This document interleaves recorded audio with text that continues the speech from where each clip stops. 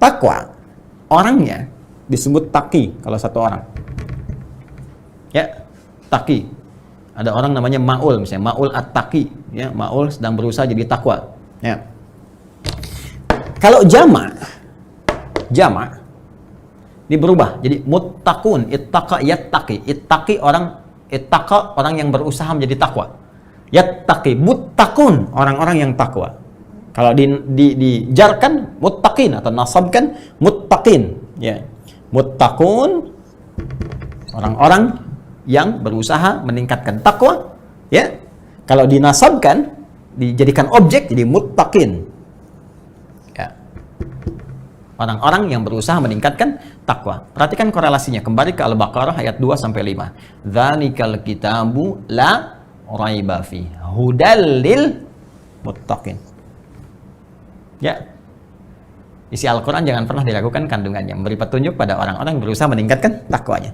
Bagaimana dia bisa meningkatkan takwa itu? Ya, kan kesini kan? Semakin kau tingkatkan takwa, takwa akan menutup sifat burukmu, kan? Fujurnya hilang, kan? Yang muncul nilai-nilai kebaikannya, maka cenderung bahagia, cenderung sukses. Bagaimana meningkatkan takwa itu? Kembali lagi ke Al-Baqarah ayat 3 dan 4. Alladzina yu'minuna bil ghaib wa yuqimunas shalah, shalah meningkatkan takwa. Wa mimma razaqnahum yunfiqun, infak meningkatkan takwa. Walladzina yu'minuna bima unzila ilaik, berinteraksi dengan Al-Qur'an meningkatkan takwa. Puasa meningkatkan takwa, haji meningkatkan takwa, zikir meningkatkan takwa. Karena itu ketika orang salat, ya, diminta oleh Allah menunaikan salat, sebetulnya, maaf, kewajiban yang melekat pada salat bukan sekedar ingin menuntut kita hanya mengerjakan sebagai ritual, bukan.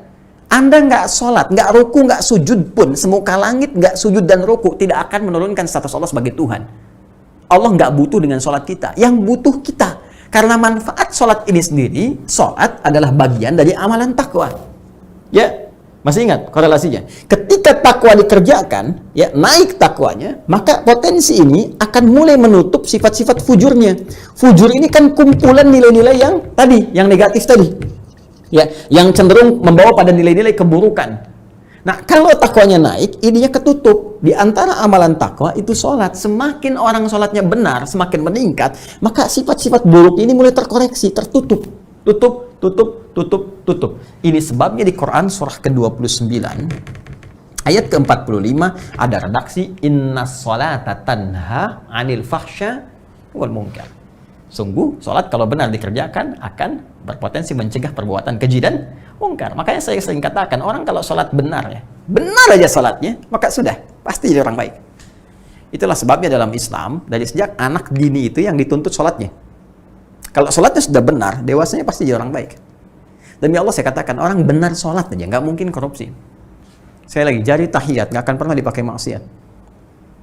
Ya, nggak ada pelaku kriminal, kalau sholatnya benar. Karena akan tercegah, di hatinya itu ada dorongan kuat untuk mencegah. Jangan lakukan, itu nggak benar. Ya, semakin berkurang, makanya pelaku maksiat tuh, demi Allah saya katakan, mustahil sholatnya benar. Kalaupun ada orang sholat bermaksiat, mustahil benar tuh, pasti bermasalah. Kalau orang benar tuh udah kelihatan auranya lain, beda.